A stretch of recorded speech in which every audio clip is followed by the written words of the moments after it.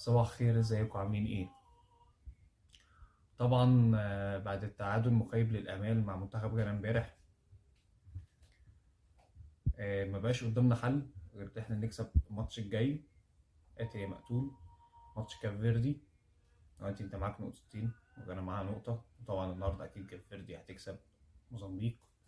انت بتتكلم هيبقى معاها 6 نقط، فانت هتبقى بتتكلم في تاني المجموعة بنقطتين. تخيل تاني مجموعة بطولة افريقيا بنقطتين بعد ماتشين. فانت ما قدامكش حل ان انت تكسب كاف فيردي الماتش الجاي عشان تصعد بقى تاني، تصعد اول، تصعد زي ما تصعد. انت مش حسبتك دلوقتي تصعد اول ولا تاني، انت حسبتك انت تصعد. طبعا اللي حصل في الماتش امبارح، اولا تشكيل خاطئ من فيتوريا برضو المره التانيه على التوالي.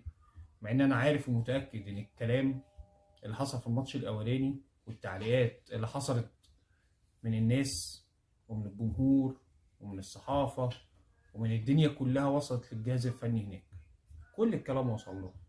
طب انت النهارده برضو نفس الاخطاء بتاعت الماتش الاولاني. طب انت ما بتتعلمش؟ ما هو صعب وعيب، صعب وعيب ان انت كمدير فني لمنتخب مصر سنه سنه ونص، الجمهور اللي بيتفرج عليك فاهم عنك، فاهم ان النني ما ينفعش يلعب سته، ما ينفعش يلعب ديفندر، فاهم ان النني ما يقدرش يشيل نص الملعب لوحده قصاد قلبين الدفاع، قصاد خط الدفاع. ما ينفعش، انت تبقى مصيبه، انت مصيبه سودة، انت مصيبه سودة مدير فني منتخب مصر. بقالك سنه ونص مع الفرقه، في المعسكرات وفي المباريات بقى، اذا كانت تصفيات كاس عالم، اذا كانت تصفيات افريقيا، ولحد النهارده ما انتش عارف ان النني ما ينفعش يلعب، ما ينفعش يلعب سته. من ضمن الحاجات التانيه محمد حمدي، بس محمد حمدي امبارح كان راجل، يعني مش نفس الاخطاء بتاعت الماتش اللي قبليه. بس انت عارف برضو ان محمد حمدي بعد الماتش الاولاني ما ينفعش يبدا. ليه ما بتديش بفتوح؟ ليه انت ليه مصمم؟ انا مش فاهم، هي اللعيبه بتديك فلوس ماسكين عليك زله؟ انت مدير فني منتخب مصر، المفروض تبقى عارف مين اللي يكسبك، مين اللي انت تلعبه يفيد الفرقه. امبارح محمد صلاح، اكتشفنا فجاه ان محمد صلاح والنني هم معانا على المنتخب.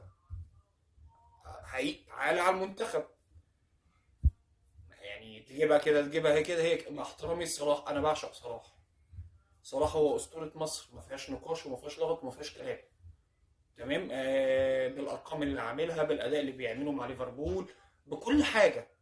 مش محدش مفيش اتنين هيختلفوا عليه. لكن النهارده صلاح لما بيلعب في المنتخب بتكتشف ان الخطه كلها قايمه على صلاح. صلاح لما بيلعب بيخنق بعض اللعيبه في الملعب. انت بتلعب عشان صلاح. لا، منتخب مصر مش عشان صلاح، مش عشان اي حد على فكره. منتخب مصر عشان لعيبته كلها.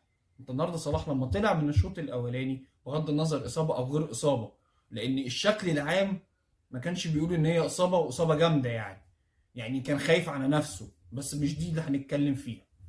ما فيش مشكله، صلاح اسطوره، صلاح بطل قومي بالنسبه لنا، هنخاف عليه اكيد. بس لما طلع اللعيبه الفرقه لعبت، انت بقيت بتهاجم من اليمين وبتهاجم من الشمال وبتهاجم من العمق، وبقى في عرضيات من اليمين وعرضيات من الشمال. طب ما انت بتلعب كوره اهو، طب ما انت بتلعب كوره، بالذات اخر تلت ساعه، اخر نص ساعه اما نني كمان طلع. يا راجل ده لما النني طلع، امام عاشور نص الملعب بقيت تحس ان هو بيجري يمين وبيجري شمال وبيرجع ورا وبيطلع قدام. النني كان خانق برضه نص الملعب. يا جماعه المنتخب مش بتاع حد، المنتخب بتاع اللعيبه اللي بتدي في الملعب. امبارح عمر مرموش كان ممتاز، تريزيجيه نزل قلب الماتش. امام عاشور لما النني طلع حسينا بيه، الراجل كان واكل الملعب يمين وشمال وفوق وتحت. مصطفى محمد تحركاته كانت ممتازه في 18. مصطفى فتحي لما نزل ما بانش على طول لكن اشتغل في اخر برضه ربع ساعه تلت ساعه. تاني تبقى مصيبه سودة انت كمدير فني مش عارف لعيبتك، ما ينفعش. انت ايه؟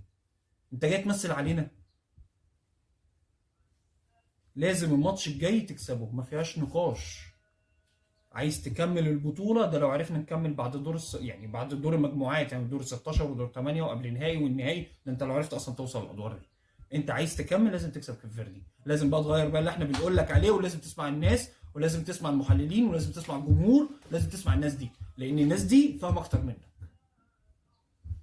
يا رب نعدي الماتش الجاي ونكسبه. وده بس كان يعني الناس كلها بتقوله في التحليل بالنسبه لبعد الماتش. طبعا لو عجبك الفيديو دوس بقى لايك، واشترك بالقناة، واعمل شير، ويا رب نكون قدمنا لك جديد ونكون بنفيدك في حلقاتنا. السلام عليكم.